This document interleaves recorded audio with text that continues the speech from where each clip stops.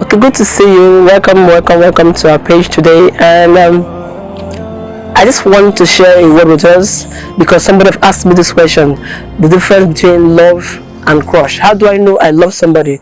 That is just, it's not mere crush. How do I know it's really love?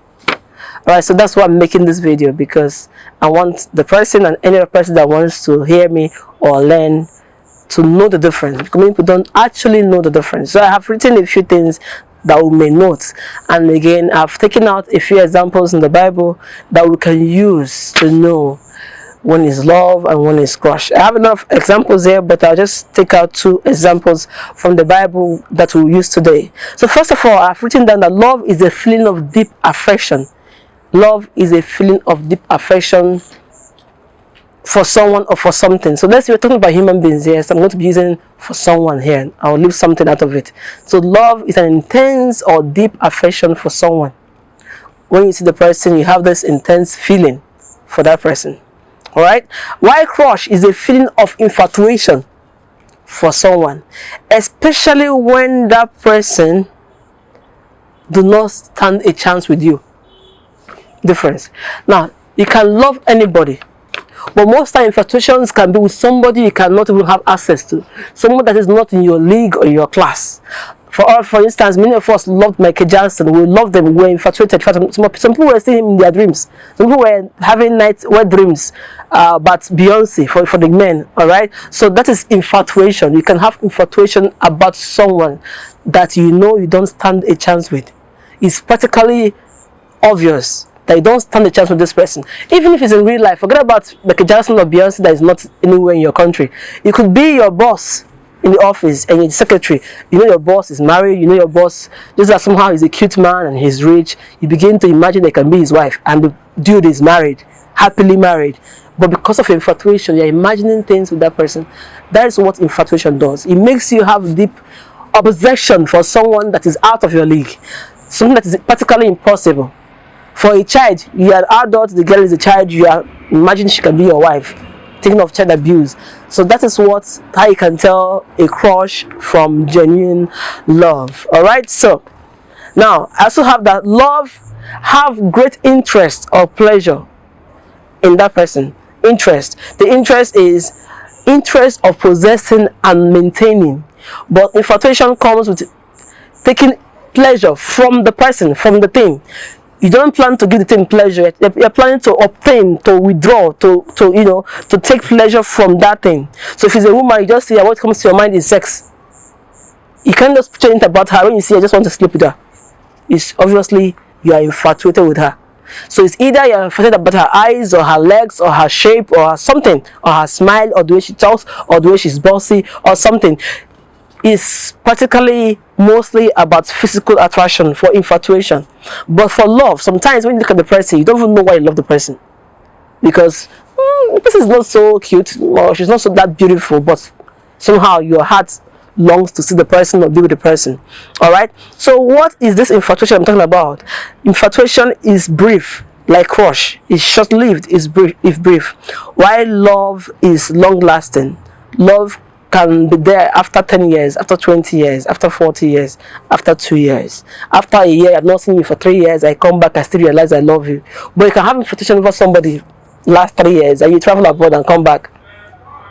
I don't have any kind of feeling for the person because it's done, it's dead, it's done. The infatuation was for that period of time, for that youthful whatever, or the way the person looked at that time. So infatuation is very short-lived, and love is long-lasting. So infatuation is falling in love for a short time. It feels just like love, but it's mere obsession. Okay, but sometimes infatuation can develop into love if you are able to sustain it and the person is playing along. All right, now love is mostly warm. Love is not fierce. Infatuation is fierce, is passionate, is obsessive, is crazy, is forceful, is hot. When you hear sizzling romance, I was in sizzling romance with my MD. That was infatuation. It was mostly sexual escapades. It's romance, it's fierce, it's passionate. It's like, wow, I'm high on something, and suddenly something happens. You feel severe hatred in turn. It just changes. like that. But if it's love, you can feel anger, not hatred. You see the difference, hatred and anger. I can be angry with someone I love, but I can't feel hatred for the person I love. But obsession, you can switch from that love to hatred, because the person didn't meet up, the person didn't match, or the person disappointed you, so the love disappears and becomes hatred. Okay, and the next thing I have written down here is love is driven by nurture, infatuation is driven by lust, because it's immediate and mostly physical attraction. So love is always like, wow, look at this beautiful young girl, I want to keep her, I want to nurture her, I can see the potential in her, I can see what she will become. Infatuation is that you have already become, I want to be the person that has this, because you have become. Love is, you're not there yet, but I can see what you can become. I want to be with you, let's work this thing out so you can become. How do you know love then? So love is a solidified infatuation. Now, because love will also have something to do with physical appearance. In love, you can also say, this guy is cute, or this guy, I like his dark, or this guy is gentle. That's what I like about him. There can be something you like about the person physically, but it's not too fierce, it's not too obvious. You take your time to realize, I like this about you. But infatuation is like, wow, have you seen his chest? So tomorrow when there's no chest, look for the next chest around. So you see, so love is warm. Love, it means that love have ingredients of infatuation. There is physical appearance, making you like the person, or the way the person speaks or carries the person's self. There are some small things that can be infatuation, which is good, because at least, mostly for men, you have to eat what you see. Men eat by their sight. They need to see you looking like that. They need to know that, do you see how she walks, or do you see how tall she is, or do you see how short she is, or do you see how how curvy she is. So love also have to do with some ingredients of infatuation, but coupled with trust, friendship, and support. So, and as much as she's curvy or she's gentle, but you see, if I help her, she just needs more to tell her that she's beautiful. Let me help her, boost her confidence. She can become this. See, love is always trying to make you become. It's trying to build you. Infatuation is because you are there. Because she's Beyonce, everybody adores her. She's there. I want to be with Siwa Savage. I want to be the wife or the husband to Mercy Chiwo. The way she sings, I'll go with her to shows, like, the way her husband is going with her right now. So that's because she has become. But ever since she has not become, you didn't know she was there. She was even your choir member. You were there with her in the choir. You were there with her in the studio. But she has not become, so you didn't know you love her. It's the next minute some guy comes out and say, oh, the love of my life. When you sing like this, in my dream I keep hearing it. And wondering, who is that one? Don't we know? What is that?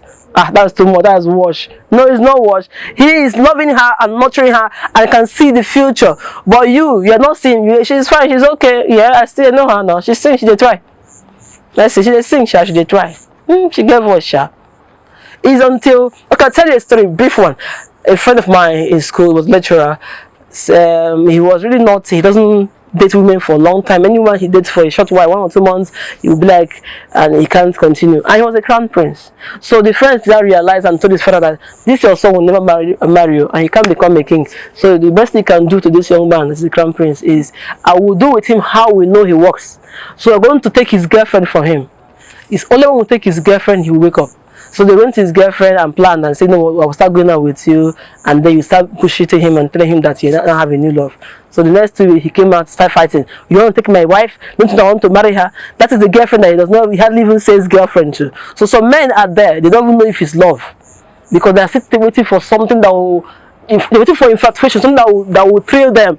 So they can feel, oh, this is one I love enough to marry. Most times people that love, I'm not even sure they love you enough to marry you. They just like, I think I can do it, I love her enough to marry. But people that are moved by infatuation most times, they might just want to marry because it's time, but they are still looking out for that thrill, that sizzling thing. Alright? So, examples of love and infatuation from the Bible. So we're going to go about infatuation, the first one, infatuation. How do we know infatuation? 2 Samuel 13. Alright, 2 Samuel 13, 1 to the end, talks about Ammon and Tamar, his stepsister, right? So Tamar was a stepsister to Ammon, because Tamar was the sister to his brother Absalom, of the same father David. Alright, so He thought he loved. Okay, let me read it so you can understand more. He thought he loved Tamar. He loved her because, you know, young girl, a virgin, she was round, she was succulent, and he thought he loved her. And then it made his heart sick. Why? Because he was obsessed. He just wakes up in the morning with her thought in the mind, goes to bed thinking of her, wakes up in there, eats in the afternoon, and when that she can pass. Sometimes when you're like that, it's obsession. Love is not that crazy. It does not move you like that. That is obsession. So you see, she was a virgin. So he had a bad friend. His friend's name was Jonadab. He told him, how can you be suffering a king's son for that matter? Lie in the bed as if you are sick. After you are already sick. When your father comes, David, tell him that you want your sister to bring you food, to make you cake. And he will ask her to come and make it. So the father came to see him. He told the father, my sister should come and make me cake. I'm not feeling fine. And the father said, okay, I will send for her. He sent for the sister to come and make him cake. And she came. And the young man told her to bring the cake to the bedroom. So I wrote here, first, that he asked her to bring the cake to the room. So first of all, it was a sheer case of infatuation. He thought he loved her, but he was just obsessed with her beauty. And she was not attainable because she was his stepsister. He shouldn't be doing anything with his stepsister. So that's the first thing that makes it obsession, that makes it infatuation. You can't be lost after your stepsister. Secondly, it was just pure lust. He was thinking to lay with her. The first thought to do is not to get her to like him, to get her to get used to him. It was to lay her. And that was why when the friend told him, he said, lie down, tell your father to bring her in the bedroom. Alright, so if you open your Bible in verse 15, you will understand why it is to lay her that he was interested in. So the Bible says in verse 15 that then Ammon hated her. No, not before he hated her. That in 13 he said, how could I rid myself of shame, and you be considered one of the stupid fools in Israel? Now therefore I pray you, speak to the king, for he will not withhold me from you. Tamar was telling him, don't try to sleep with me, or at least go and marry me first, because in those days you can marry even your stepsister. So at least go and tell the king that you like me so much, you want to keep me, so that he will not say no. But you just go and take permission. So I will not be that girl that sleeps around, or that girl that was raped, or that girl that slept with her brother. But because he was not interested, infatuation. He's not thinking of marrying her to keep her. The thing you think when you are infatuated, as you're looking at me right now, is that when you think of that lady, you just want to sleep with her. When you think of that man, you just want him to sleep with you. That's the only thing you can think. You can't think, how do I help him become great? How can I become his wife? If he marries me, am I going to be a good wife to him? How can I help her become something? You're thinking of only sex. Alright? So, now, because it was infatuation, even after he laid with her, that 15, he hated her. 14 said, but then he would not listen to her, and being stronger than she is, he forced and lay with her. 15, then Ammon hated her exceedingly, so that the hatred he had for her was greater than the love which he had for her. And Ammon said to her, get up and get out. So many men have always thought like him. In the verse 1 and 2, he thought he loved her. They always think they love. Everybody always think they love. They don't know how is crush, how is infatuation. Most times that we think we're in love, it starts with infatuation. But when it is real love, it will graduate, that you stop being obsessed. And then you can now still see that after 2 months, after a month, you still like that person. Without thinking of sex, then it makes sense. Because when you like the person, all you can think of is sex. Sweetheart, when you are done with the sex, it will clear. It will die. And again, another example of infatuation is most times, I didn't write it down here, so I'm talking to you that it dropped. Most times, infatuation, when you don't get the same level of they don't reciprocate the love. Now, for instance, if Ammon had wanted to lay with her and she responded, oh, I like you too, and do it, they will continue. So don't get it wrong that sometimes you think you're in love because two of you are having fun. So if she had played along, he would think, oh, it's sweet, it's fun. He will keep sleeping with her. But most times when you're infatuated, when the woman says no to your sex appeal or sex approach, you become offended. When the man says no to what you're trying to seduce him, like, oh, no, what are you trying to do? Wear your clothes. Why are you even wearing the short dress to my room? You'll be offended. Am I not fine enough? Am I not beautiful enough? No, because your intention is not love. You came to seduce. Your intention was infatuation. If you have been blessed by this message, join Prophetess Kify Duruji this Sunday at the Comfort Arena, Apo, Abuja, time 5 p.m.